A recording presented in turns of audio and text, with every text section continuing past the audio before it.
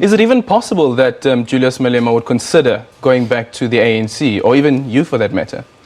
No, absolutely not. I mean, Julius Malema is on record as saying that he will never go back to the ANC. That goes for me as well. I mean, it would be absurd for us to go back to the ANC because the reasons still remain. I mean, in the case of Julius and others, they were expelled by the ANC. And you can't just unexpel them, in a TV interview. The funny thing is that that decision was endorsed by a national conference of the ANC. So it would only take another national conference to unexpel them. But even then, I don't think he would even ever consider going back. Yeah, and he has obviously reiterated it. But is it strange, considering that back in 2012 that Cyril Ramaphosa was heading the Appeals Disciplinary Committee at the time, upheld the decision, but also went a step further and saying that Julius Malema must be expelled. You were representing him at the time. Yeah, that's what makes it bizarre, that the whole president of the ANC and the deputy president and even some stalwarts can say something like this, because all these people are aware of exactly what happened. And you're quite right. I mean, in my case, when I left the ANC, I wrote a document that said, it's not me who left the ANC, but the ANC left me. And I cited 3 reasons for that. One was Marikana, the massacre in Marikana. The second one was the expulsion of the ANC Youth League leaders for basically pursuing radical policies. And the third one was the ANC's adoption in Mangaung of the NDP, which was really selling out the country and the working class and the poor to white monopoly capital.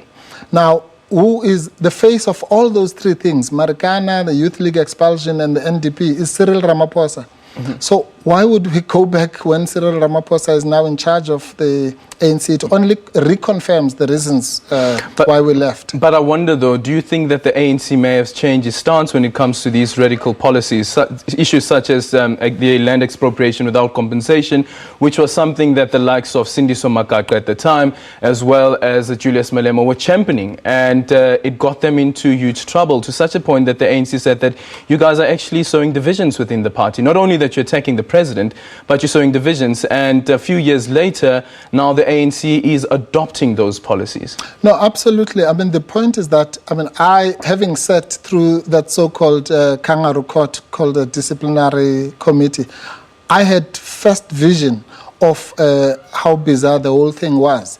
And it was quite clear that all those charges were trumped-up charges. The real reason is exactly what everyone knew what it was. The fact that in the 2010 National General Council, the policies that were in line with radical transformations, such as the ones that you've mentioned, nationalization on land and so on, were taking ascendancy. And therefore it was decided clearly by the leadership at that time that the best way to do that was to get rid of the ANC. Do you at all think that it could be a political ploy, that the ANC sees the EFF as a thorn in its eyesight and it must get rid of the EFF, and the only way to do that is to sow doubt within the support base of the EFF that Julius Malema and some of the EFF leaders may just leave the party and join the ANC? Yeah, as I say, getting rid of the ANC Youth League was a policy choice, really. Right now, we discourage all these leaders from doing this because really that's all they're doing. They're just sowing unnecessary confusion, and it's an act of desperation. The ANC has run out of ideas, really. Didi Mabuza, I've never heard him saying anything political or making any pronouncement on any serious issue in South Africa. What is his view on the National Democratic Revolution? What is his view on land? Instead of just name-dropping Julius Malema every time he's interviewed. He says actually that he will work hard to ensure or try to convince Julius Malema to change his stance and join the party. I wonder though, have you spoken to Julius Malema? Has any ANC leader this time around under Cyril Ramaphosa approached him to come and join the party? No, nobody can do that. I mean, this is just posturing. So there was no approach? It's No, just, there's no such these are approach. just statements that are made in These public? are just statements that are made in public because they realize that our policies resonate with the public. That's why they are tagging along. When we say free education, then they do free education. When we say Zuma must go, then they get rid of Zuma. When we say Gupta Commission, then they do Gupta Commission. Then we say land expropriation, they do land expropriation. Why?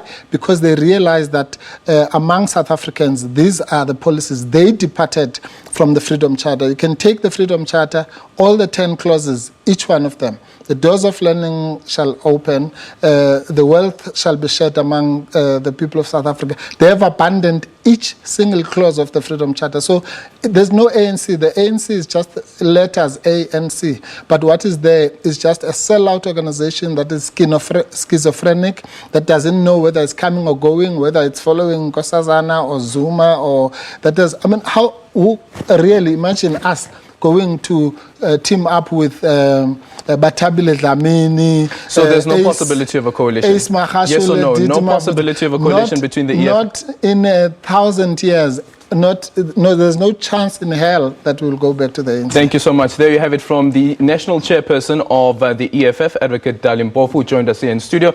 Let's take a quick ad break, and when we come back, we continue with the news bulletin.